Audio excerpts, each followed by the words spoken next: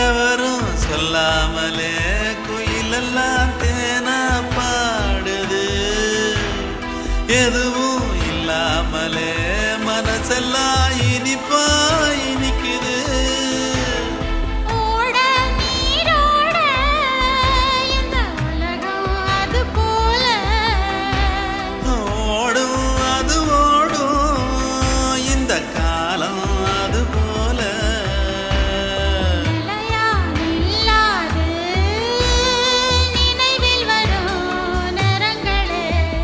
தென்றல் வந்து தீண்டும் போது என்ன வண்ணமோ மனசுல